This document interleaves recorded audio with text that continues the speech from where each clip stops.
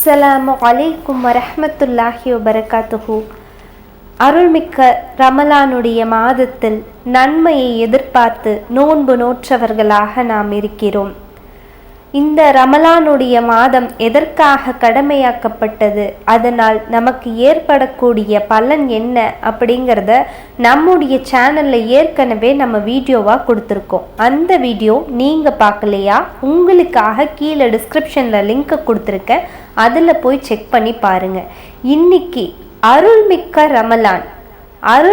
ரமலானா, இறைவன் இந்த மாதத்தில் அப்படி என்ன அருள்களை அள்ளி வீசுகிறான் அப்படிங்கிறத தான் நம்ம இன்னைக்கு வீடியோவாக பார்க்க போகிறோம். இப்போ நம்ம வீடியோக்குள்ளே போகிறதுக்கு முன்னாடி நம்முடைய சேனலை யாராவது சப்ஸ்கிரைப் பண்ணாமல் இருந்தால் சப்ஸ்கிரைப் பண்ணிக்கிங்க, மறக்காமல் பக்கத்தில் இருக்கக்கூடிய பெல் ஐக்கானையும் கிளிக் பண்ணிக்கிங்க.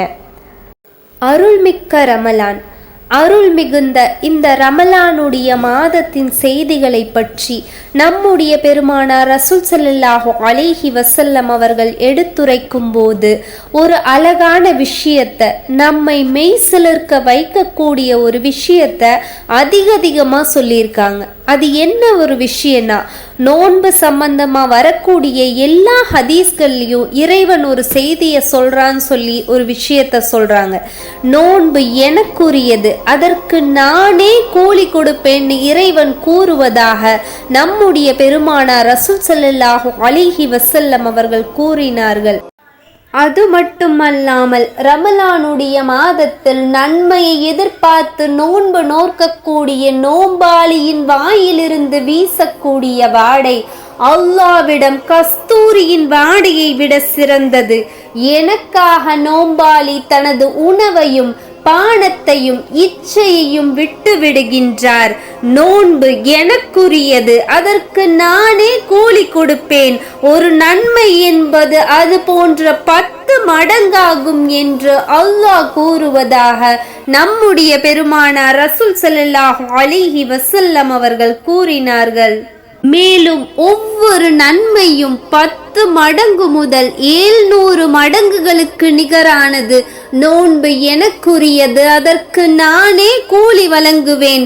நோன்பு நரகத்திலிருந்து காக்கும் கேடயமாகும் என்று உங்கள் இறைவன் கூறுகின்றான் என்று நம்முடைய பெருமானார் ரசூல் ஸல்லல்லாஹு அலைஹி வஸல்லம் அவர்கள் கூறினார்கள்.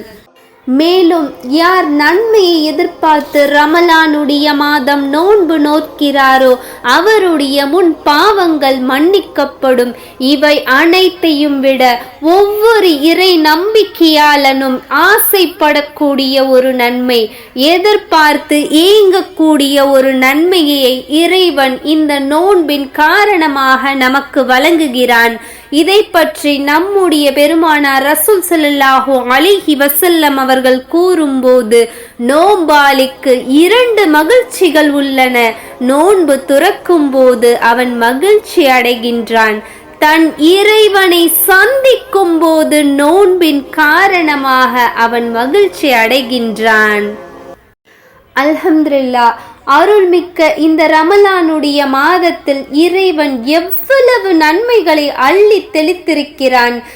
ஒவ்வொரு நன்மையும் 10 முதல் 700 மடங்குகளுக்கு நிகரானது என்று இறைவன் கூறுகின்றான். நம்மை நரகிலிருந்து காக்கக்கூடிய கேடயமாக இந்த நோன்பு அமைந்திருக்கும் என்று இறைவன் கூறுகின்றான். இவை அனைத்தையும் விட இறைவனை சந்திக்கக்கூடிய ஒரு பாக்கியம், அந்த மகிழ்ச்சி உங்களுக்கு இந்த நோன்பின் காரணமாக அமையும் என்று இறைவன் கூறுகின்றான். இப்படிப்பட்ட இந்த ரமலானுடைய மாதத்தில் நாம் இன்று இருக்கிறோம். இந்த ரமலானுடைய மாதத்தில் ஒவ்வொரு நேரத்தையும் ஒவ்வொரு நொடியையும் அதிகப்படியான நல்லறங்களை செய்து இறைவன் நமக்கு அள்ளி தெளித்திருக்கக்கூடிய இந்த அருள்மிக்க ரமலானுடைய மாதத்தில் அதிகப்படியான நன்மைகளை நாம் சேகரித்து நாளை மறுமையில் ரையான் என்னும் வாசல் வழியாக நுழையக்கூடிய பாக்கியமிக்கவர்களாக வல்ல ரஹ்மான் நம் அனைவரையும் ஆக்கி அருள் புரிவானாக. அது மட்டுமல்லாமல் இந்த வருடம் ரமலானுடைய மாதத்தில் நாம் நோன்பு நோற்று கொண்டிருக்கிறோம். அடுத்த வருடம் இந்த ரமலானுடைய மாதம் நமக்கு கிடைக்குமா கிடைக்காதா அப்படிங்கிறது ஒவ்வொரு மனிதனும் அறியாத ஒரு விஷயம். ஏன்னா குல்லு நஃப்ஸுன் தாயிக்கத்துல் மௌத், ஒவ்வொரு ஆத்மாவும் மரணத்தை சுவைத்தே தீரும். நாளை அடுத்த வருடம் ரமலானுடைய மாதத்தில் நம்ம இருப்போமா இல்லையா அப்படிங்கிறது இறைவன் மட்டுமே அறிஞ்ச ஒரு விஷயம். இந்த மரணத்தை பற்றி சொல்லும்போது இறைவன் கூறிய ஒரு விஷயம்தான் எனக்கு ஞாபகத்துக்கு வருது. அது என்னன்னா, இறைவன் தன்னுடைய திருமறை குரானில் கூறும்போது 62வது அத்தியாயம் 8வது வசனமாக கூறுகின்றான், நீங்கள் எதை விட்டும் வெறுண்டு ஓடுகிறீர்களோ அந்த மரணம் உங்களை சந்திக்க உள்ளது என்று இறைவன் கூறுகின்றான். ஒவ்வொரு மனிதனும் மரணம் என்னைக்கா இருந்தாலும் நம்ம கிட்ட வந்துரும், நம்மள மரணம் பின்தொடர்ந்து வந்துகிட்டே இருக்குன்னு நினைச்ச அந்த மரணத்தை பார்த்து பயந்து ஓடக்கூடியவனாக, வெறுண்டு ஓடக்கூடியவனாக அந்த மனிதன் இருக்கிறான்.